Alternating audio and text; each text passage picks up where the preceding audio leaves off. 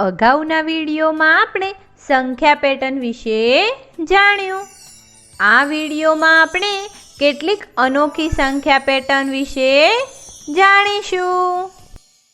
એક દિવસ અપ્પુ ગાઢ નિંદ્રામાં સૂઈ રહ્યો હતો. તેના સપનામાં એક પરી આવી. પરીએ અપ્પુને કહ્યું, હું તને કેટલાક પ્રશ્નો પૂછીશ. જો તે એના સાચા જવાબ આપ્યા તો હું તને એક ખાસ ભેટ આપીશ. અપ્પુ ખુશ થઈ ગયો. પરીએ અપ્પુને આ રીતની સંખ્યા પેટર્ન બતાવીને કહ્યું, આ સંખ્યા પેટર્નને પૂરી કરો.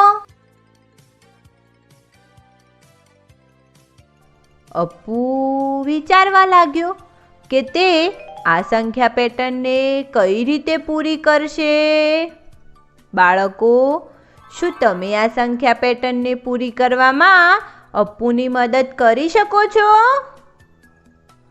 આવો આપણે આ સંખ્યા પેટર્નનો નિયમ શોધીએ. જો આપણે 30 થી 31ની સંખ્યા સુધી પહોંચવાનું હોય તો આપણે શું કરીશું? બિલકુલ સાચું. આપણે 30માં 1 ઉમેરીશું અને 31 થી 33ની સંખ્યા મેળવવા માટે આપણે શું કરવું પડશે? અરે હા, આપણે 31માં 2 ઉમેરવા પડશે. અને છેલ્લે જો આપણે 33 થી 36ની સંખ્યા મેળવવાની હોય તો શું કરીશું? 33માં 3 ઉમેરીને થઈ ગયા 36. બાળકો, તમે જોઈ શકો છો આ સંખ્યા પેટર્નમાં આગળની સંખ્યા મેળવવા માટે દરેક વખતે ઉમેરવાવાળી સંખ્યામાં 1 થી વધતી જાય છે. એટલે આ સંખ્યા પેટર્ન કઈ રીતની પેટર્ન છે?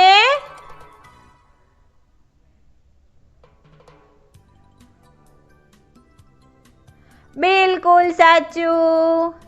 આ સંખ્યા પેટર્ન એક વધતી જતી પેટર્ન છે. તો હવે આપણે આ સંખ્યા પેટર્નને આગળ વધારવા માટે શું કરવું પડશે? આપણે 36માં 4 ઉમેરવા પડશે. 36માં 4 ઉમેરવાથી થઈ ગયા 40. અને તેની આગળની સંખ્યા મેળવવા માટે આપણે શું કરવું પડશે? બિલકુલ સાચું. 40માં 5 ઉમેરીશું. 40માં 5 ઉમેરવાથી થઈ ગયા 45. અરે વાહ, આપણે આ વધતી જતી સંખ્યા પેટર્નની ખાલી જગ્યાઓ ભરી દીધી. અપ્પુએ પણ આપણી જેમ જ સરવાળાની પ્રક્રિયાનો ઉપયોગ કરીને આ વધતી પેટર્નની ખાલી જગ્યાઓને ભરી દીધી. પરી ખુશ થઈ ગઈ. તેણે અપ્પુને કહ્યું, શાબાશ અપ્પુ, તારો જવાબ બિલકુલ સાચો છે. હવે બસ તારે આ સંખ્યા પેટર્નની ખાલી જગ્યાઓ ભરવાની છે અને પછી તે ભેટ તારી હશે. બાળકો, શું તમે આ સંખ્યા પેટર્નની ખાલી જગ્યાઓને ભરવામાં અપ્પુની મદદ કરી શકો છો? તમે ઈચ્છો તો વિડીયોને અહીં રોકીને આનો જવાબ શોધી શકો છો. 100 થી 98 સુધીની સંખ્યા મેળવવા માટે આપણે શું કરવું પડશે? હા, આપણે 100માંથી 2 અંક ઓછા કરવા પડશે.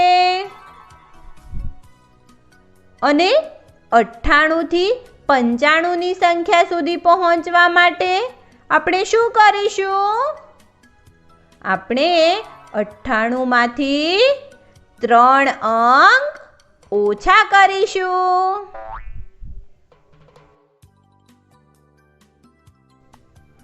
હવે છેલ્લે 95 થી 91 મેળવવા માટે આપણે શું કરવું પડશે? બિલકુલ સાચું. આપણે 95 માંથી 4 અંક ઓછા કરવા પડશે. બાળકો, અહીંયા તમે જોઈ શકો છો કે આગળની સંખ્યા મેળવવા માટે દરેક વખતે ઓછી કરેલ સંખ્યા 1 થી વધતી જાય છે. આવી રીતે આ સંખ્યા પેટર્નની આગળની સંખ્યા હશે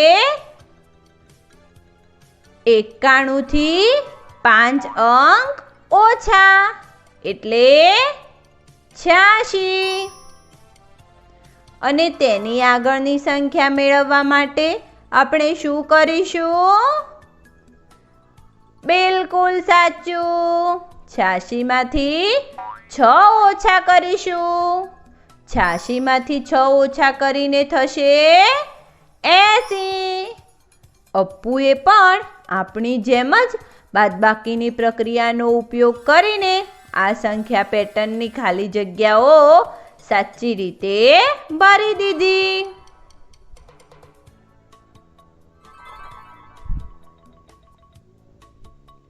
બાળકો, જો તમે પરીએ પૂછેલ પહેલી અને બીજી પેટર્નને જોવો તો મેળવશો કે પહેલી સંખ્યા પેટર્નની સંખ્યાઓ વધતી જાય છે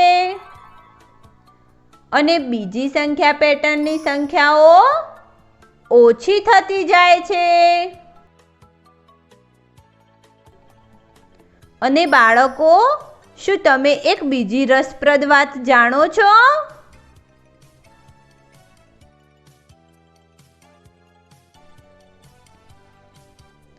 જો તમે આ સંખ્યા પેટર્નને ધ્યાનથી જોશો અને અગાઉના વિડીયોમાં શીખેલ સંખ્યા પેટર્ન જોશો તો તમે મેળવશો કે અગાઉના વિડીયોની સંખ્યા પેટર્નમાં ઉમેરવાની અને ઓછી કરવાની સંખ્યા હંમેશા એક જ હતી.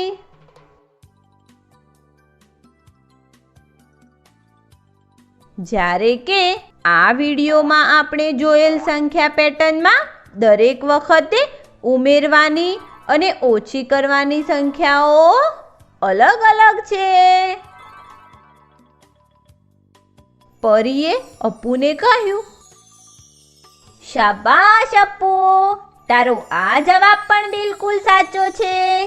જ્યારે તું સવારે ઉઠીશ ત્યારે તને તારી ભેટ મળી જશે. આ કહીને પરી અપ્પુના સપનામાંથી અદ્રશ્ય થઈ ગઈ. જ્યારે અપ્પુ સવારે ઊંઘમાંથી ઉઠ્યો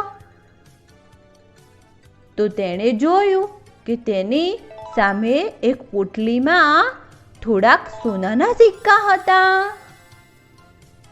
અપ્પુ ખુશીથી નાચવા લાગ્યો. આ વિડીયોમાં આપણે કેટલીક વધુ અનોખી સંખ્યા પેટર્ન વિશે જાણ્યું. આગળના વિડીયોમાં કેટલાક રસપ્રદ ઉદાહરણો દ્વારા સંખ્યા પેટર્ન વિશે વધુ જાણીશું.